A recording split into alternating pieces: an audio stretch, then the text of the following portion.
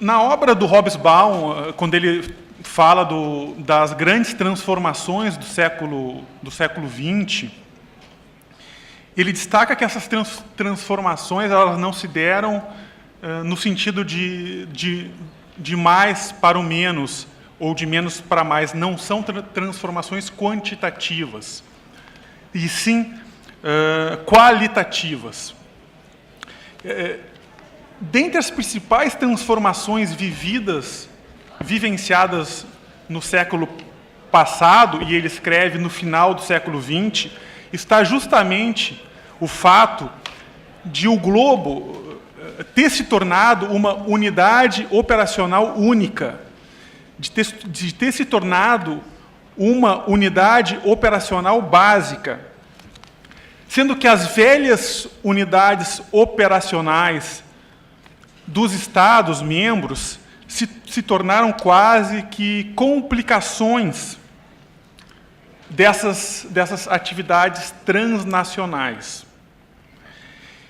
E aí o Hobsbawm fala que uma das características mais impressionantes do século XX é a tensão entre esse processo de globalização acelerado e a incapacidade conjunta das instituições públicas de se adaptarem, de se amoldarem a esse processo de transformação, ou seja, de globalização.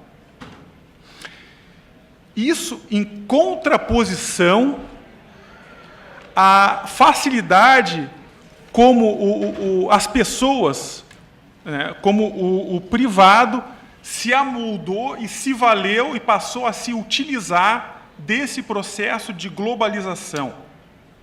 Por que eu digo isso? Porque é fácil, então, fica fácil de se entender uma transposição dessa ideia de Hobsbawm para o tema do presente seminário, em que se lida com um pano de fundo em que há um avanço já consolidado das atividades criminosas transnacionais. Basta citar os tráficos de drogas, de armas, de pessoas, os crimes financeiros, os crimes de lavagem. Isso em contraposição à demora do aparelho repressivo estatal de se amoldar para fazer frente a essa nova realidade. Ou seja, o crime se tornou transnacional. Os entes privados passaram a se valer daquilo que se chama de aldeia global, enquanto que os estados, o aparelho repressivo dos estados, não acompanhou ainda essa evolução e ainda tem muitas dificuldades de se posicionar frente a essa nova realidade do crime internacional.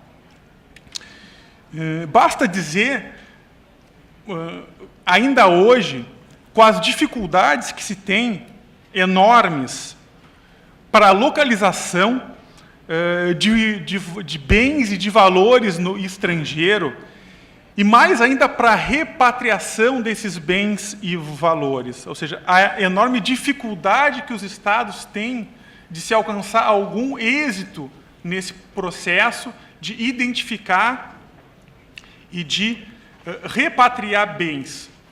E se sabe que a melhor forma de combater uma criminalidade organizada é justamente tirando, e aqui eu uso as palavras da ministra do STF, Carmen Lúcia, tirando o sangue que corre nas veias do crime, ou seja, botando a mão no dinheiro, que é o que alimenta e retroalimenta a capacidade das organizações criminosas de atuar. Sem isso, sem que os Estados consigam identificar os bens e repatriar os bens, cortando capacidade financeira das organizações criminosas, fica muito mais complicado se alcançar êxito em termos de combate à criminalidade transnacional. É claro que a cooperação jurídica internacional ela já teve avanços grandes, né? O Dr. Servini relatou aqui a experiência dele de 30 anos atrás. Desde então, já se deu vários passos no sentido de fortalecer a cooperação jurídica internacional. Basta citar a sucessiva elaboração de tratados internacionais que tratam da matéria, né, que tratam do tema da cooperação mútua no combate à criminalidade. Também o aperfeiçoamento, a criação e o aperfeiçoamento de organismos internos com a finalidade de assessorar os Estados na matéria da criminalidade, da cooperação na criminalidade internacional. Né? Refiro-me aqui, então, às autoridades centrais, que visam justamente a dar uma colaboração técnica no sentido de facilitar esse processo de colaboração internacional. E também os auxílios diretos, porque antes, quando se falava em cooperação internacional, falava-se nos mecanismos que transitavam por intermédio das cartas rogatórias, ou seja, os mecanismos consulares.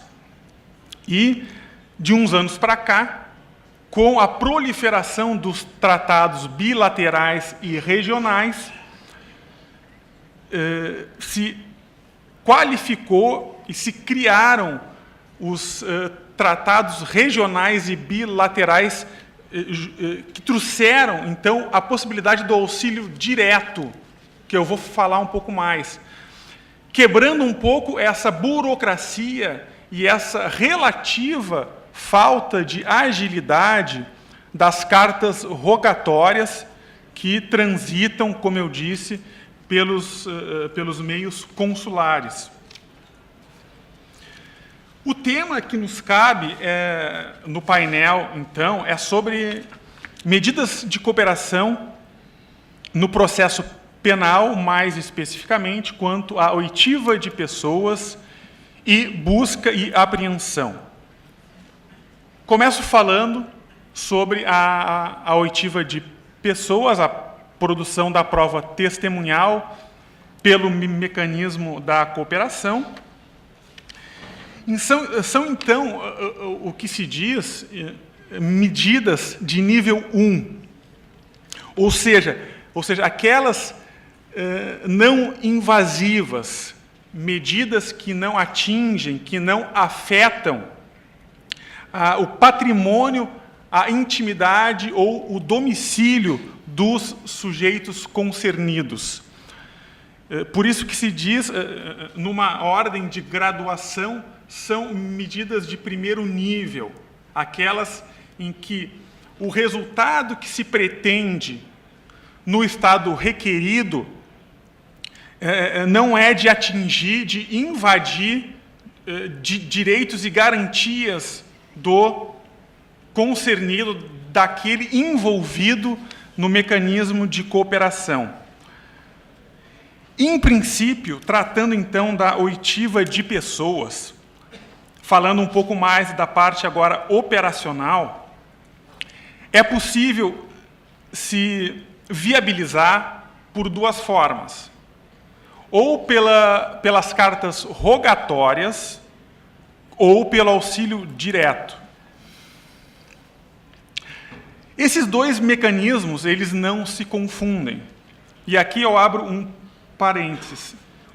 Como ontem eu não consegui estar no seminário, talvez alguma coisa, alguma parte da abordagem já tenha sido feita antes. De qualquer maneira, o tema ele guarda muita controvérsia Então, é comum se encontrar pontos de vistas dissonantes, e alguma coisa que eu venha a dizer aqui, pode ser que as colegas venham a dizer até em sentido contrário, ou que antes tenha sido dada uma outra abordagem. Mas o fato, então, é que a oitiva de pessoas no Brasil, então, vamos tratar da cooperação jurídica internacional, tendo o Brasil como país requerido na medida. Ela pode ser viabilizada tanto pelas cartas rogatórias quanto pelo auxílio direto. As cartas rogatórias, elas estão previstas como de competência do Superior Tribunal de Justiça. Isso está lá no artigo 105, inciso 1, a linha I da nossa Constituição. O que o Superior Tribunal de Justiça faz? Faz um juízo de delibação de uma solicitação do estrangeiro para o cumprimento de uma medida no Brasil. O trâmite dessas rogatórias se dá pelo Ministério das Relações Exteriores. E aí o Superior Tribunal de Justiça editou uma resolução, a número 9 de 2005. Então, sempre que se tiver alguma dúvida no trâmite dessas cartas rogatórias, basta consultar no site do STJ a resolução número 9 de 2005, onde está disciplinada a forma como deverá tramitar as cartas rogatórias passivas, ou seja, quando o Estado brasileiro for o requerido.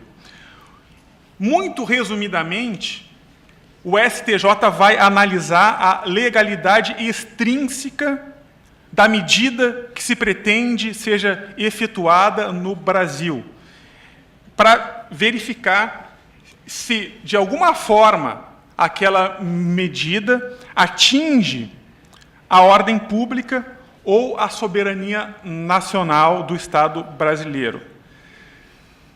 O STJ intima o interessado para impugnar a medida que se pretende, e, não sendo o caso de impugnação, o STJ simplesmente dá o exequatur e baixa a carta rogatória para que seja cumprida.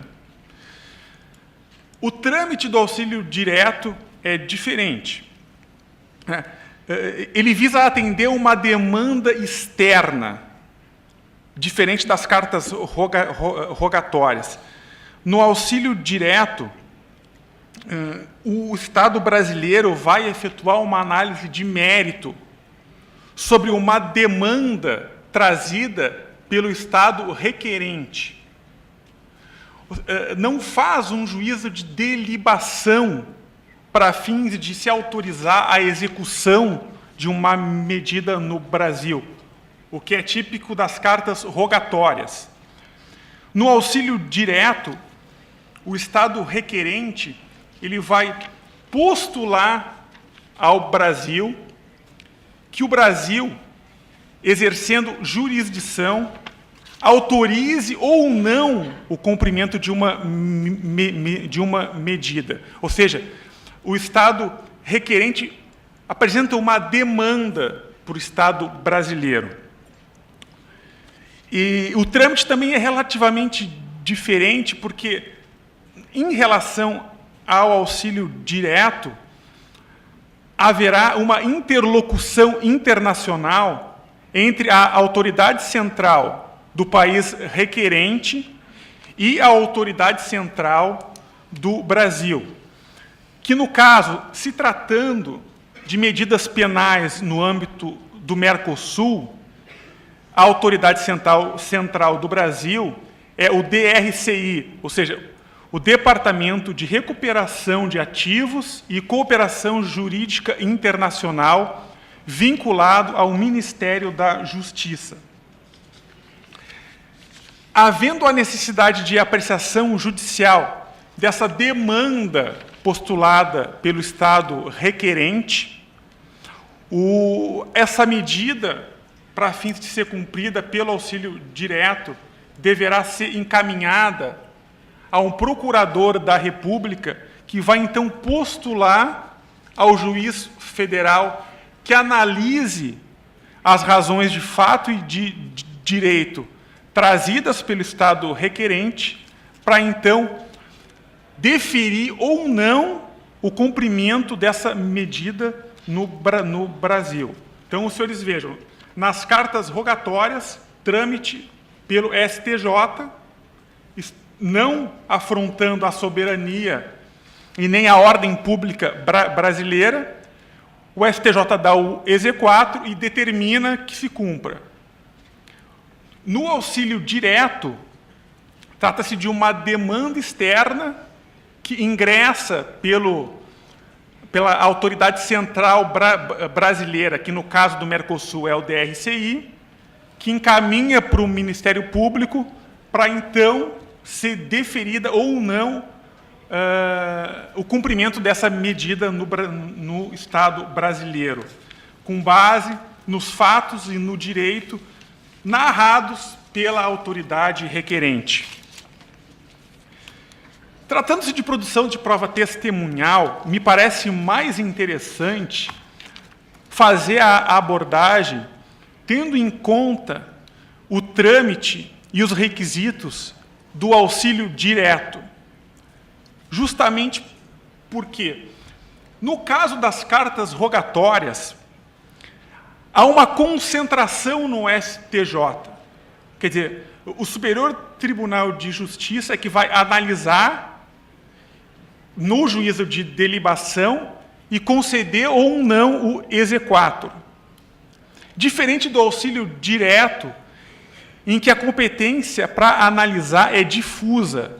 Qualquer juiz federal no Brasil pode se deparar com um pedido decorrente de uma cooperação jurídica internacional que foi postulada mediante o auxílio direto. Então, parece mais relevante falar da produção de prova testemunhal no Brasil pela cooperação, tendo em conta o viés do auxílio direto, o trâmite que se deve dar ao auxílio direto no Brasil.